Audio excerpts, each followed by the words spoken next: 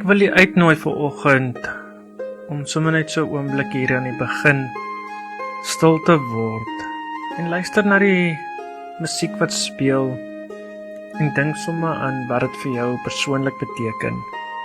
Die musiek is so 'n minuut en 'n half lank, so kom ons raak net so 'n bietjie oomblik hier rustig en stil.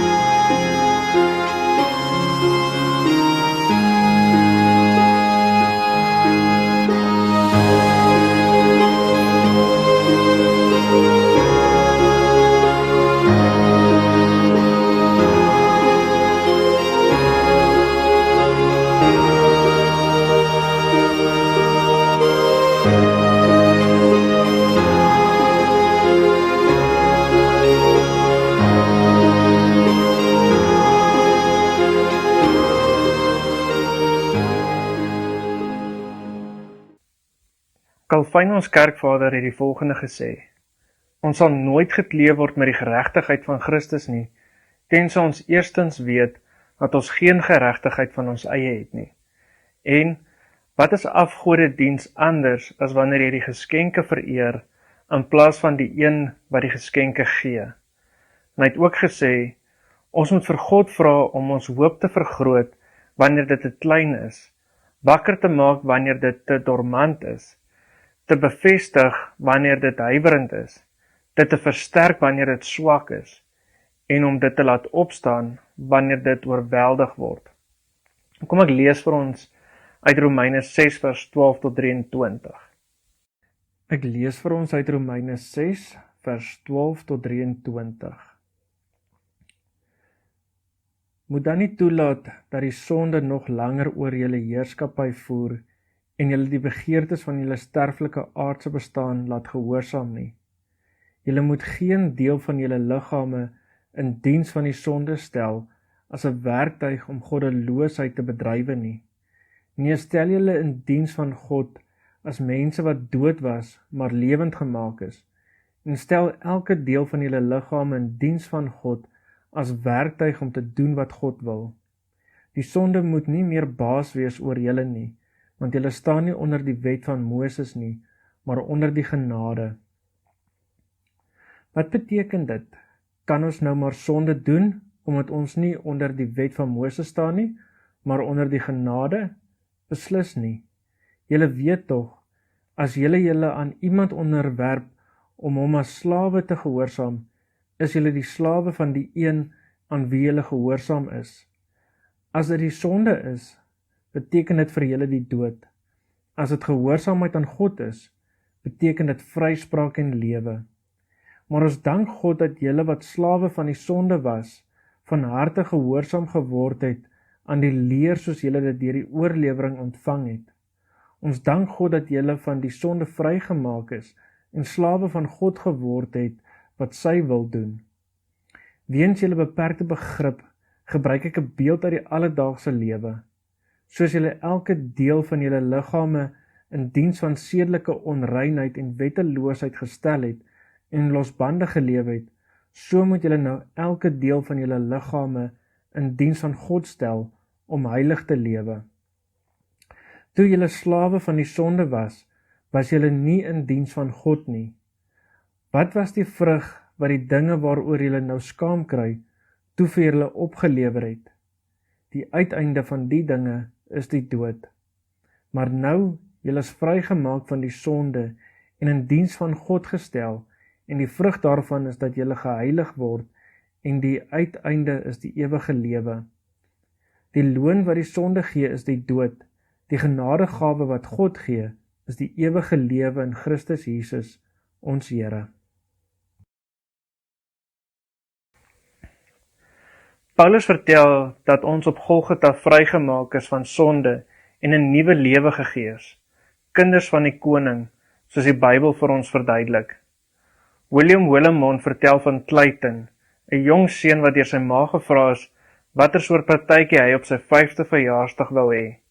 Sy antwoord was dat hy wou hê dat almal 'n koning of 'n koningin moet wees. Toe het hy en sy ma aan die werk gespring. Krone en 'n koninklike kleed is vir almal gemaak. Die dag van sy verjaarsdag is elke gas aangetrek soos 'n koning en 'n koningin. Almal het 'n wonderlike dag gehad. Hulle het roomys en koek geëet. Hulle het selfs deur die straat geloop soos konings en koninginne. Toe alles verby is, het almal geweet dat hulle 'n koninklike dag gehad het. Toe sy ma hom die aand in die bed sit, het sy hom gevra waarvoor hy gewens het toe hy sy 5 kersse doodgeblaas het. Ek het gewens dat almal in die wye wêreld 'n koning en 'n koningin kon wees. Nie net op my verjaarsdag nie, maar elke dag. Toe skryf Willimon dit. Clayton, iets baie soos die het eendag op 'n plek wat Golgotha genoem word, gebeur. Ons wie niemands was, het iemands geword. Diegene wat nie mense was nie, het God se volk geword. Die ellendiges van die wêreld het koninklikes geword. Soos iemand anders dit gestel het, sonde is die beste nuus wat daar is, want met sonde is daar 'n uitweg. Jy kan nie bekeer van verwarring of sielkundige foute wat deur jou ouers toegedien is nie. Dit kleef aan jou. Maar jy kan van sonde bekeer. Sonde en bekering is die enigste gronde vir hoop en vreugde, die gronde vir versoende, vreugdevolle verhoudings. Dit maak ons kings en queens, wat met versoende en vreugdevolle verhoudings regeer. Oscar Cullmann het gesê, ons lewe tussen die day en wie day. Ons situasie is baie soos wat daar in die Tweede Wêreldoorlog geheers het. Die beslissende stryd wat die Duitsers se rug gebreek het, was op 6 Junie 1944, toe die Duitsers deur die geallieerde magte verslaan is. Dit staan bekend as D-Day. Maar alhoewel die oorlog toe reeds eintlik gewen was, het die stryd nog aangegaan vir amper 11 maande, tot op V-Day, 8 Mei 1945, toe Hitler selfmoord gepleeg het en die Duitsers oorgegee het.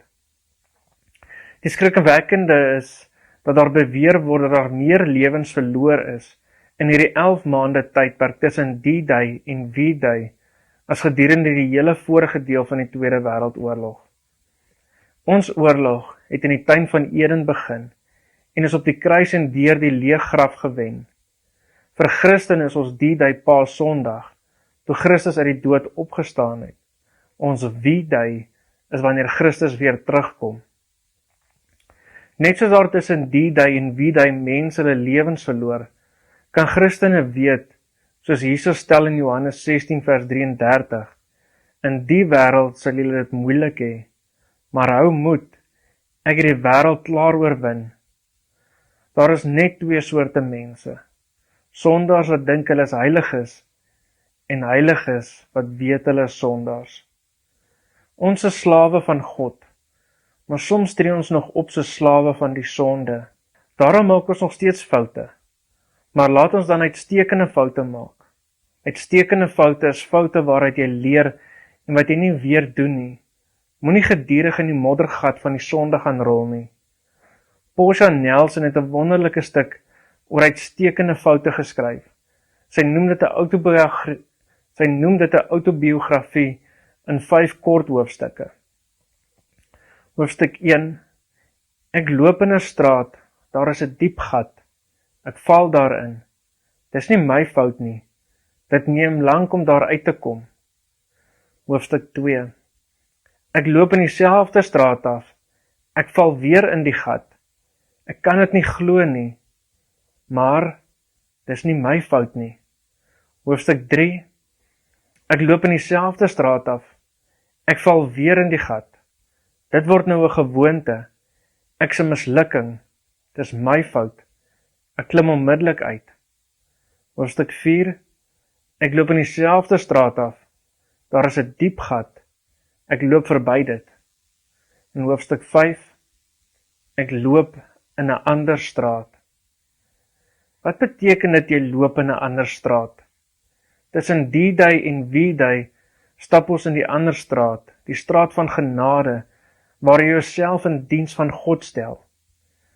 Kom ek verduidelik gou die dankbaarheid van vers 23. In vers 23 sluit Paulus af met 'n dubbele beeld of metafoor. Hy gebruik 2 militêre woorde. Eerstens die loon wat die sonde gee, en vir loon gebruik hy opsonia.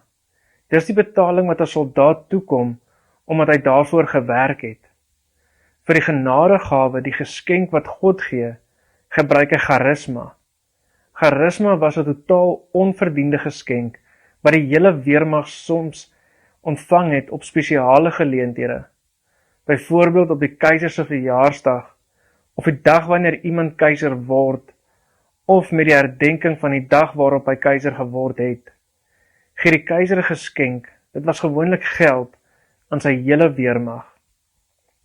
Dit is nie iets wat hulle verdien nie, maar dit was 'n teken van die keiser se goedheid en genade. Paulus sê dus met vers 23, as ons die betaling gekry het wat ons verdien het, sou dit die dood wees. Maar uit sy genade het God ons die ewige lewe gegee. Soos the Word on the Street dit vertaal, your old paycheck had nothing but slow death crawling out of it, but God's gift is quality life that lasts and has no sell-by date, because of Jesus the boss. Die Message vertaal dit weer so, work hard for sin your whole life, and your pension is death. But God gives is real life, eternal life, delivered by Jesus, our Master. Daarom my dankbaarheid vir wat hy in Jesus vir jou en my gedoen het, word jy en ek sy slaaf. Jy maak soos hy wil en jy word heilig. Heilig beteken jy word sy uitstaan mens. Volgens 2 Korintiërs 3 vers 18 beteken heilig mos dat die Heilige Gees besig is om jou te maak dat jy al meer lyk soos die beeld van Christus. Dink hieraan, daar gaan 'n dag wie jy kom, waar die Vader na jou en my sal kyk, en dan na die seun sal draai en sê, my seun, hierdie kind van my, die kind het gegaan en geword soos jy, die kind lyk nes jy. Daarom is ons ook kings and queens, want Christus is koning oor alles, en ons lyk soos hy. Maar intussen, hier tussen die day en wie day, moet daar spatsels hemel in ons lewe wees, sodat mense wat met ons in aanraking kom, kan getuig, my lewe is verander, want ek het vandag Jesus in 'n mens gesien. Kom ons bid saam. Here God, ek lê my donkerste areas van my lewe voor U neer. Ek gee aan U die dinge wat ek verkeerd gedoen het, en die kere waar ek misluk het, om op te tree soos ek veronderstel was. Ek wil nooit weer soos dit leef nie. Op die oomblik kies ek om weg te draai van alles wat ek weet verkeerd is in my lewe. Soos wat ek hier in aanbidding voor U kniel, vra ek vir U vergifnis. En ek gee al my skaamte, skuld en verkeerde dade vir U. Dankie dat U my aanvaar en omhels. Vul nou my met die Heilige Gees. Rig my hart op U en gee my krag vir alles wat ek doen. Dit vra ek nie omdat ek verdien nie, maar alleen uit U genade. Amen.